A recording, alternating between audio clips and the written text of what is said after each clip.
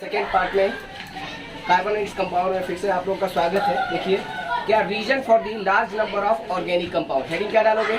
Reason for the large number of organic compound, reasons for the large number of organic compound.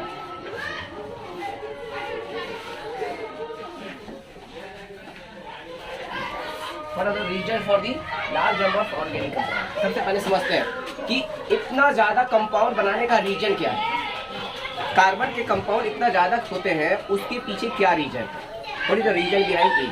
तो पहला reason ध्यान में रखो, इसी को कहते हैं versatile nature. That is also called as the versatile nature of carbon.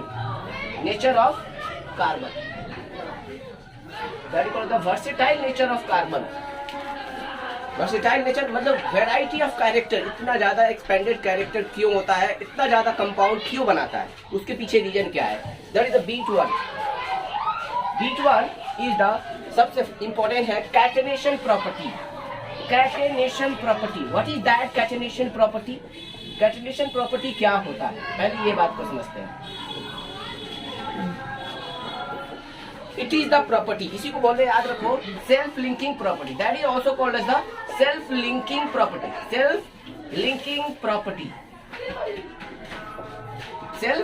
Property. मतलब खुद से जुड़ने की एबिलिटी। मतलब कार्बन एंड कार्बन क्या होता है, खुद से जुड़ने की एबिलिटी रखता है। मतलब it is the tendency of an atom to share the electron with the atom of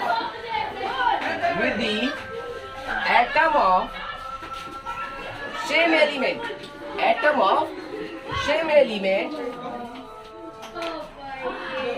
in a long chain.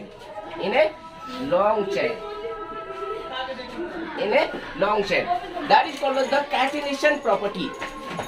खुद से जुड़ने की ability, that is called as the catenation property. Just like carbon, silicon also show that property. After carbon, which second element show the catenation property? That is silicon. Example is silicon. सबसे maximum कोई show करता है तो वो carbon है, और दूसरा element कुछ है जो शो करता है, वो कौन सा है? सिलिकॉन। तो कार्बन के पास टेंडेंसी पहला क्या है कि लंबा चेन बनाने की एबिलिटी है। इसीलिए वो 50 कार्बन का हो सकता है, 100 कार्बन का हो सकता है, 1000 कार्बन का हो सकता है कंपाउंड। तो इतना ज्यादा है कि मतलब कंपाउंड करोड़ों में बन जाते हैं। क्या बन जाते हैं? करोड़ों में बन जाते हैं। दूसरा रीजन, सेकेंड रीजन आता है। पहला रीजन हो गया self linking property. Second reason क्या है इसका? That is the second reason is the tetravalency. What does mean? Tetravalency का मतलब क्या हुआ?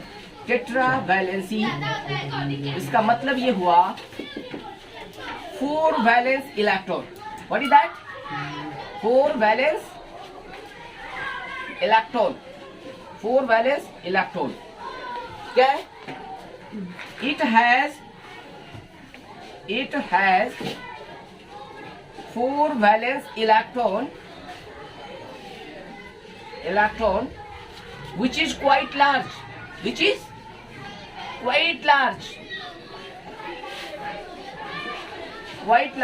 so that it form 4 different bond around it. 4 different bond around it. Example, जैसे इसके पास 4 वैलेंस इलेक्ट्रॉन होता है, कार्बन के पास क्या होता है? 6 होता है एटॉमिक नंबर, 2 and 4 कितने इलेक्ट्रॉन? 4 है, और 4 वो शेयर करता है, शेयर करके 4 को वैलेंस बनाता है। और वो 4 क्या हो सकता है? 4 ऐसे बना सकता है। अगर चारों हाइड्रोजन के साथ है तो ये मीथेन कहलाता है। अगर ये क्या हो गया, 3 हाइड्रोजन है और एक क्लोरीन आ गया तो क्या हो गया, क्लोरोमीथेन हो गया। फिर क्या हो गया, क्लोरीन है, ब्रोमीन आ गया तो ब्रोमोक्लोरोमीथेन हो गया।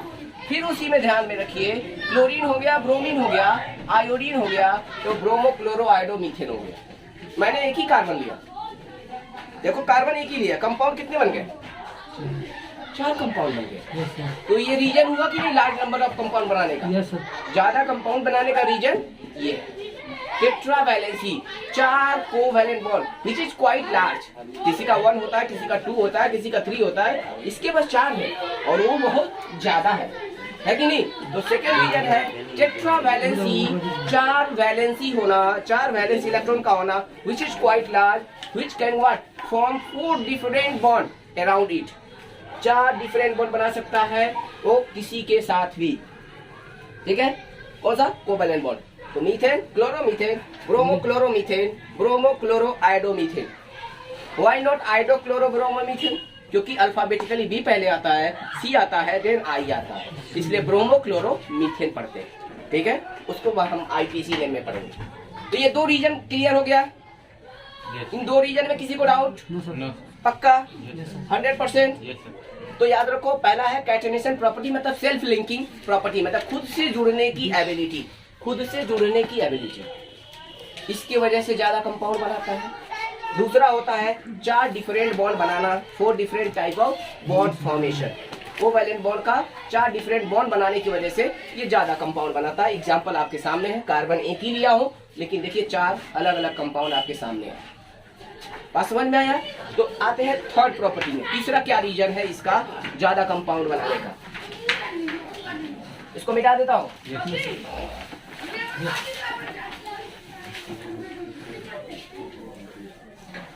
थर्ड रीजन में आते हैं, तीसरा रीजन। थर्ड रीजन ध्यान से देखिए, इसका तीसरा रीजन आपका है that is multiple bonding. That is what? Multiple bonding. क्या होता है मल्टीपल बॉन्डिंग? मतलब formation of what? Multiple bond, multiple bond, ठीक है? क्या होता है formation of multiple bond? Carbon क्या है? Carbon has tendency, carbon has tendency to form, carbon has tendency to form multiple bond, multiple bond with the atom of carbon and also with the atom of other elements like nitrogen, oxygen, etc. Example main चीज है, example समझना। सबसे important चीज क्या है इसका? Example को समझना। पहला क्या देखिए, कार्बन खुद के साथ सिंगल भी बनाता है, कार्बन दूसरे के साथ अपने कार्बन के साथ डबल भी बनाता है, और कार्बन खुद के साथ ट्रिपल भी बनाता है। तो इसके पास टेंडेंसी क्या रहा? Multiple bonding. इसकी वजह से इसका नाम अल्केन होगा, इसका नाम अल्कीन में आएगा और इसका कंपाउंड का अल्काइन में आएगा। मतलब 2 कार्बन है तो इथेन, इथीन, इथाइन। हम आईपीसी नेम पढ़ेंगे तो समझ में आएगा। तो मतलब क्या हुआ, ये 3 डिफरेंट कंपाउंड, 2 कार्बन लिए हैं लेकिन ये दोनों कार्बन की वजह से देखो बॉन्डिंग की वजह से तीनों का नाम अलग अलग हो गया, इथेन, इथीन, इथाइन। अब आ जाओ, कार्बन हाइड्रोजन के साथ सिंगल बनाया, ऑक्सीजन के साथ डबल बनाया एंड नाइट्रोजन के साथ ट्रिपल बनाया। तो क्या हुआ? टेंडेंसी क्या है? मल्टीपल बॉन्ड बनाने की। यहाँ पे कार्बन मैंने एक ही लिया लेकिन देखो 3 अलग अलग कंपाउंड फॉर्मेशन करेगा। तो because of also that it form large number of organic compound, ठीक है? तो ये तीसरा रीजन है इसका large number of organic compound बनाने का, जो कि उसे क्या कहते हैं प्यार से? Multiple bonding. Multiple bonding. Carbon has tendency to form multiple bonding with the atom of carbon as well as the atom of other elements like nitrogen, oxygen. चौथा रीजन आते हैं जो कि आपकी किताबों में नहीं दिया है, सीबीएसई के 10th बोर्ड के किताबों में है, लेकिन आपकी क्लास में नहीं है, 11th 12th में। ठीक है, उसको भी बता दे रहे हैं, पढ़ा दे रहे हैं, अच्छी बात है, जान लेना अच्छी बात है। ठीक है, मिटा दूं ये नीचे वाला? Yes sir. ठीक है, आते हैं 4th नंबर में आते हैं। देखिए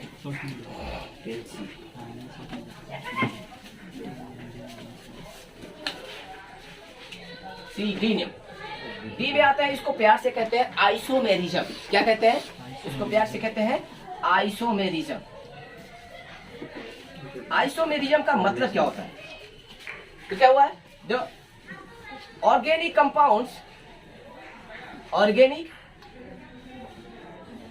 compounds having same molecular formula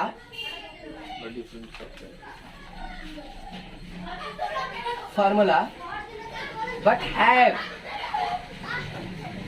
different structural formula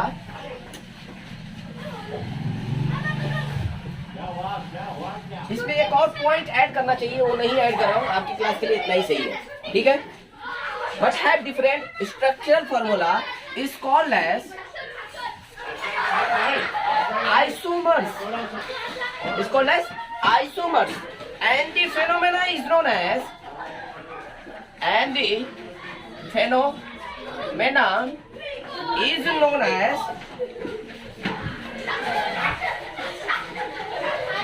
isomerism. उस फेनोमेना को हम क्या कहते हैं? आइसोमेरिज्म। मतलब कंपाउंड्स के पास फॉर्मूला सेम होगा, लेकिन उसका स्ट्रक्चर अलग होगा। फॉर्मूला क्या होगा? सेम होगा, लेकिन स्ट्रक्चर अलग होगा। जैसे एग्जांपल के तौर पे देखो, मैं एग्जांपल में समझा देता हूँ एक मिनट के लिए।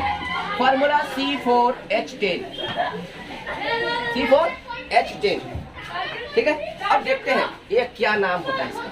पहले का CH3 CH2 CH2 CH3, इसका नाम है, पूरा स्ट्रेच चेन में है तो 4 कार्बन है, 4 कार्बन के लिए होता है ब्यूट। क्या होता है?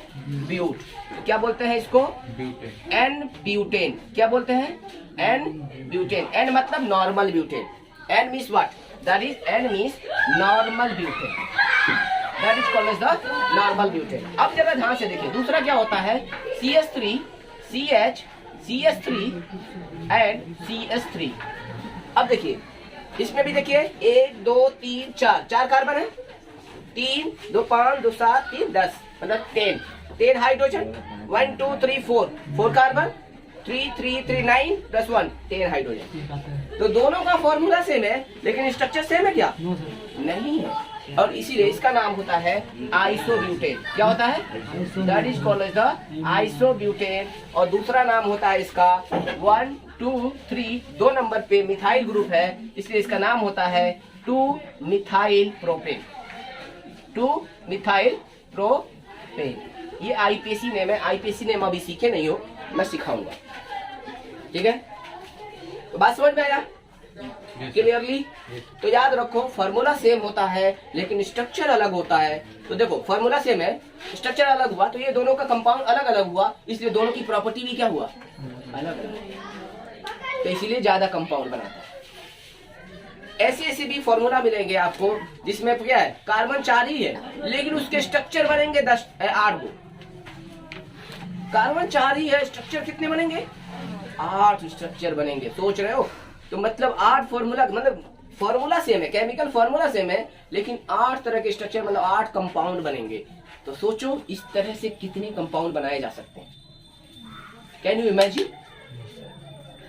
मतलब एंड नहीं है, केवल ऑर्गेनिक केमिस्ट्री पढ़ते रहो, उसका एंड नहीं है। जिंदगी खत्म हो जाएगी फिर भी वो खत्म होगा नहीं, इतना ज्यादा है।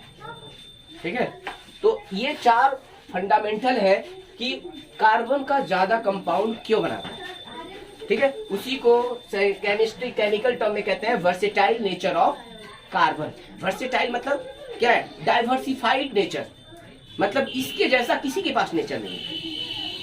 मतलब अगर मान लो सिलिकॉन के पास क्या है? कैटेनेशन है, तो मल्टीपल बॉन्डिंग की प्रॉपर्टी नहीं है। ठीक है। अगर किसी के पास मल्टीपल बॉन्डिंग है तो कैटिनेशन की प्रॉपर्टी नहीं है। अगर किसी के पास कैटिनेशन एंड मल्टीपल दोनों है तो उसके पास क्या है, आपका आइसोमेरिज्म की प्रॉपर्टी नहीं है। बस समझ में आ रहा है? तो याद रखो यही एक ऐसा है जिसके पास क्या है, तीनों प्रॉपर्टी, डाइवर्सिफाइड कैरेक्टर, और यही वजह है कि इसके पास कंपाउंड भी बहुत ज्यादा है, और इसीलिए इसका केमिस्ट्री एक डिपार्टमेंट ही पूरा बना दिया गया है, that is called as the organic chemistry. Clear?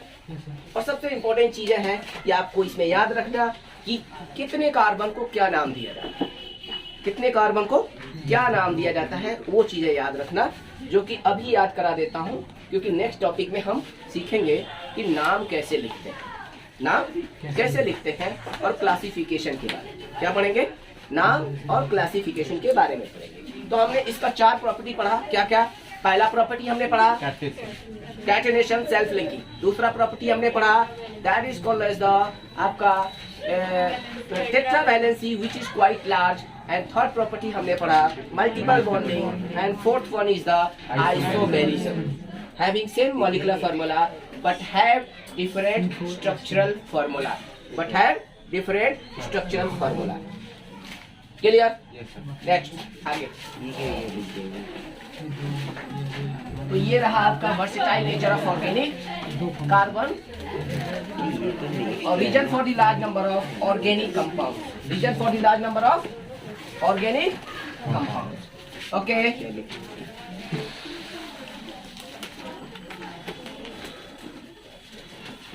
आगे आते हैं, ठीक है। नंबर ऑफ कार्बन, मैं क्या लिखूंगा, नंबर ऑफ कार्बन, ये फंडामेंटल है, याद रखिएगा, मैं जो बता रहा हूँ ये फंडामेंटल है, ठीक है। नंबर ऑफ कार्बन दिया है और उस कार्बन का नाम क्या होगा, नेम, ठीक है, उसका नेम क्या होगा, दैट इज कार्बन। अगर एक कार्बन है, किसी कंपाउंड में कितने कार्बन है, एक कार्बन है, तो उसे हम कहते हैं मीट। क्या बोलते हैं, मीट। वेरी इंपॉर्टेंट, याद रखना, इसको याद रखना बहुत जरूरी है। इस चैप्टर को पढ़ने के लिए ये जरूरी है, जिसको याद नहीं है वो चैप्टर नहीं पढ़ सकता, तो याद रहना चाहिए। नेक्स्ट क्लास में सबको याद रहना चाहिए। Carbon 2 that is called as the eth, carbon 3 that is called as the prop, carbon 4 that is called as the but, and carbon 5 that is called as the page, carbon 6 that is called as the hex, carbon 7 that is called as the hept, carbon 8 that is called as the oct, carbon 9 that is called as the non, and carbon 10 is called as the dec। इसके बाद इतना ही जरूरत पड़ता है आप लोगों को, लेकिन अगर इसके बाद भी आता है तो कार्बन 11, कार्बन 12 बता दे रहा हूँ, ठीक है। कार्बन 11 को कहते हैं अनडेक, एंड कार्बन 12 को कहते हैं डूडेक।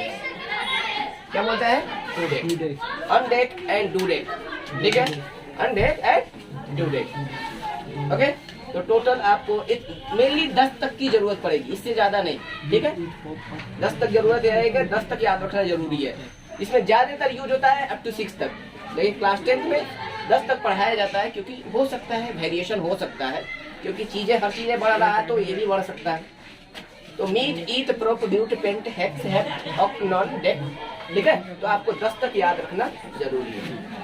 वैसे भी पेंटागोन पढ़ते हैं ना, पेंटागोन, हेक्सागोन, हेप्टागोन, ऑक्टागोन, तो उसी तरह से नाम दे दिया गया। ब्यूट मतलब 4, ब्यूटा, प्रोप, मीथ, ईथ, याद रखो। तो इसको याद रखने से ही आपका आगे का पढ़ाई समझ में आएगा, नहीं याद है तो फिर आगे का समझ में भी नहीं आएगा। क्लियर? पक्का? 100% लिख लिए सब लोग? तो उम्मीद है कि आप लोगों सभी लोगों को ये चीजें समझ में आ गया होगा, ठीक है। नेक्स्ट क्लास में इसको याद करके आओगे आप लोग, ठीक है। प्लीज अगर आपको पढ़ाई पसंद आया हो तो please like and subscribe and share with your friends. Bye bye.